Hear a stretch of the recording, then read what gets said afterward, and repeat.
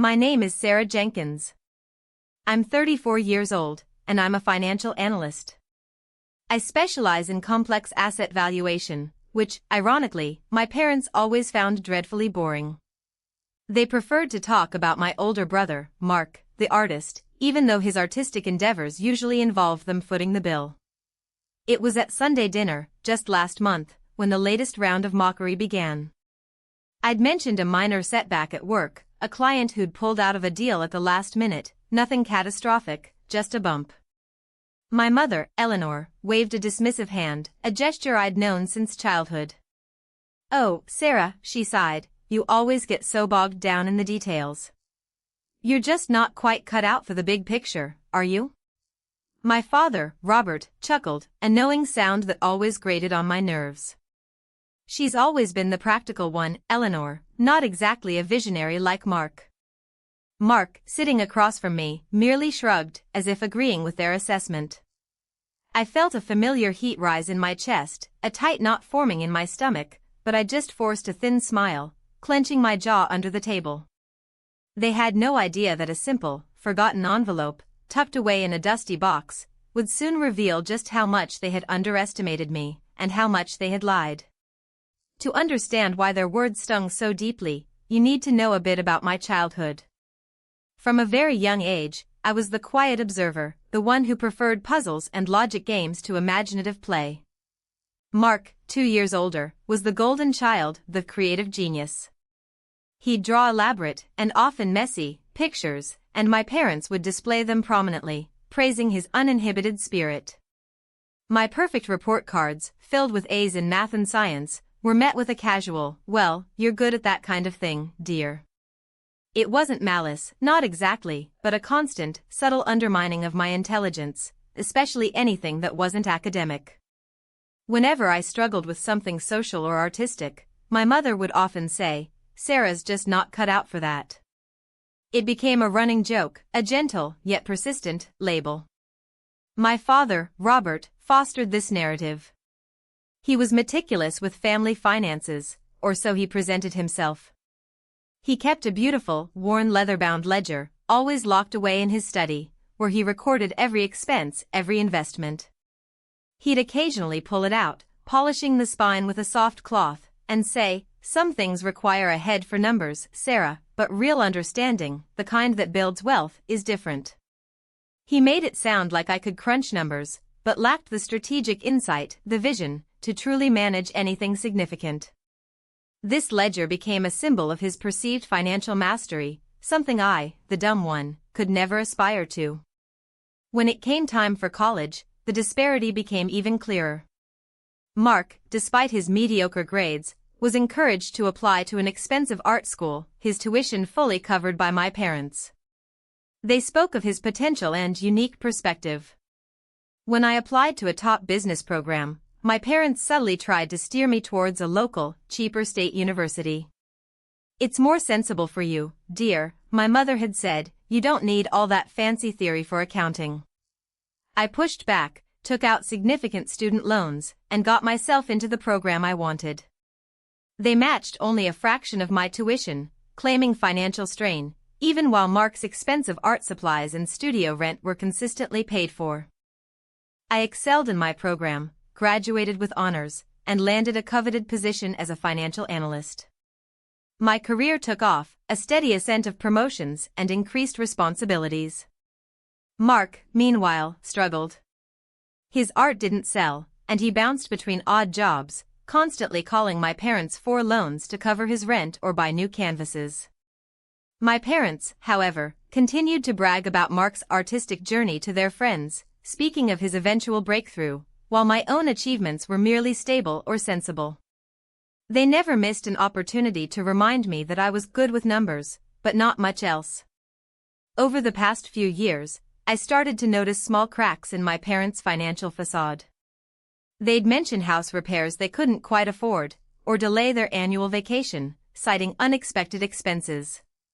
They'd hint, in roundabout ways, about needing help, but never directly asked me for money.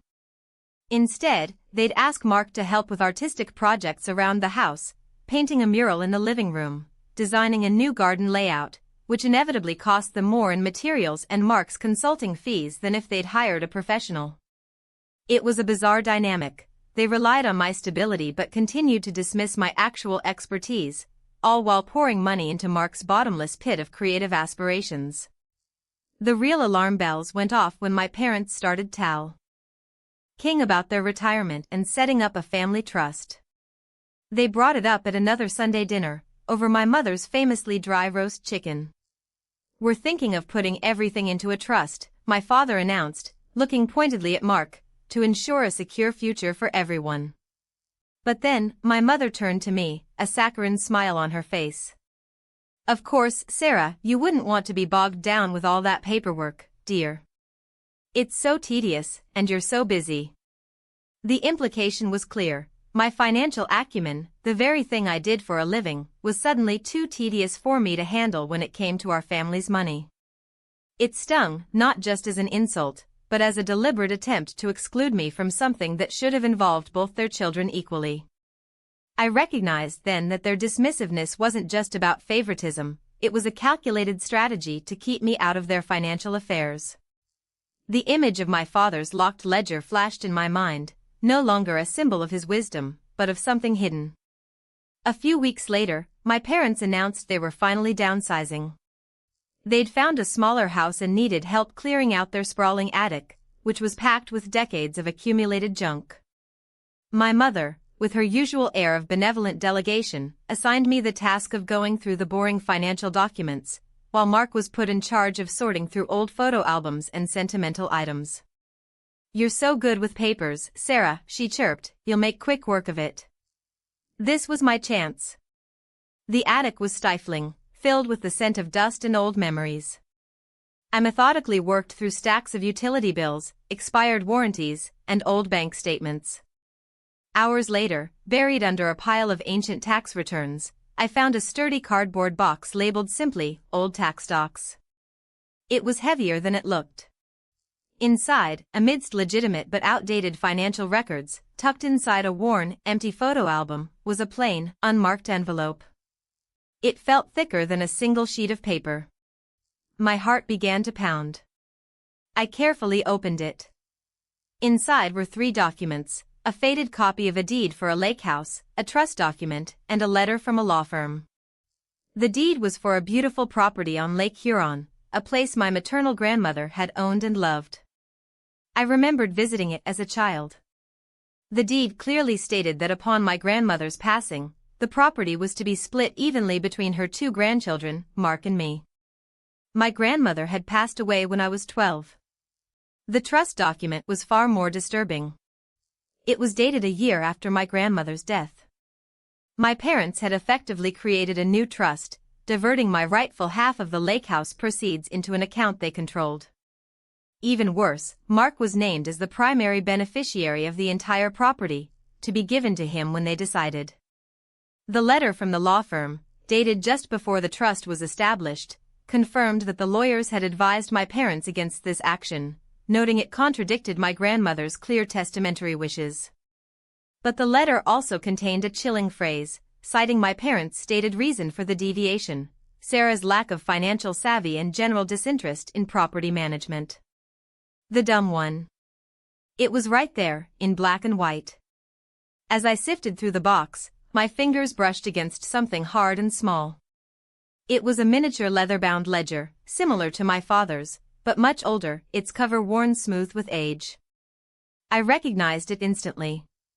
My grandmother had always kept a small book like this, tucked away in her sewing basket, filled with her neat, looping handwriting. It was locked, just like my father's. I slipped it into my bag, along with copies of the envelope's contents. The next Sunday, I arrived at my parents' house for dinner, not with a casserole, but with a carefully prepared folder. The atmosphere was normal, my mother bustling in the kitchen, my father watching a golf game. Mark was, predictably, late. When he finally arrived, we sat down to eat. My mother served her roast chicken, and the familiar conversation began to circle around Mark's latest artistic endeavor. I waited until dessert, until everyone was settled. Then, I cleared my throat. Mom, Dad, I began, my voice steady despite the tremor in my hands. I found something in the attic. I pulled out the copies of the documents from the envelope. My father's eyes narrowed. My mother's smile faltered. What is all this, dear? She asked, her voice suddenly tight. This, I said, sliding the deed across the table, is the deed for Grandma Helen's lake house. And this, I added, pushing the trust document forward, is the trust you created, diverting my half of Grandma's inheritance to yourselves, with Mark as the eventual beneficiary of the whole property. I then placed the lawyer's letter on top. And this letter confirms you were advised Aga. Instant, but proceeded anyway, because you claimed I lacked financial savvy and was the dumb one who wouldn't know what to do with it. My parents' faces drained of color. My father, Robert, looked like he'd seen a ghost. My mother, Eleanor, immediately started to cry. Sarah, darling, it was for your own good. We just knew you'd sell it for pennies, you wouldn't have known how to manage such an asset. Her words, meant to be manipulative, only confirmed the depth of their deception. Mark, who had been quietly eating his pie, looked up, confused, then angry. What is she talking about? He demanded, looking from me to our parents. I'm talking about Grandma Helen's will, I stated, looking directly at my parents. Her wishes were clear. You willfully disregarded them and disinherited me from my rightful inheritance. I have the documents, and I've already consulted with a lawyer. Unless you rectify this immediately, and transfer my half of the property, or its equivalent market value, into my name, I will pursue legal action. I paused, then added, I also found Grandma Helen's old ledger. I'm sure it will clarify a few other things. The mention of her ledger, a private book only she kept, seemed to hit them harder than the threat of legal action. My father's jaw went slack. The confrontation shattered the illusion of our family. My parents were defensive, then pleading, then angry. Mark was furious, not at me, but at our parents for their deceit. The following weeks were a whirlwind of legal consultations, asset valuations, and uncomfortable phone calls. My parents, faced with undeniable evidence and the threat of a lawsuit, reluctantly agreed to reverse their trust and transfer my rightful share. My financial background proved invaluable. I meticulously reviewed every document, ensuring no more tricks. I sold my half of the lake house, investing the proceeds wisely, a testament to the financial savvy they claimed I lacked. The family relationship, however, was irrevocably fractured. My parents no longer mocked me, but their interactions were cold, transactional. They never asked for money again. Mark, while initially angry at them, eventually came to understand, though our relationship became strained, tinged with the awkwardness of what had been revealed. A few months later, I finally got around to having my grandmother's small, worn leather-bound ledger opened by a locksmith. Inside, her elegant handwriting detailed not just her assets, but her specific wishes, confirming my share of the lake house and revealing other small, thoughtful provisions for me, a scholarship fund for a master's degree, a small collection of antique coins, all of which my parents had conveniently overlooked. It was a quiet testament to her foresight and her love, and a confirmation of my own innate ability to see through deception. Today, the small, worn leather-bound ledger sits on my desk, not as a symbol of my father's financial control or my grandmother's hidden wealth, but as a quiet, tangible reminder of truth. The dumb one had finally read between the lines, and the numbers, for once, told a true story.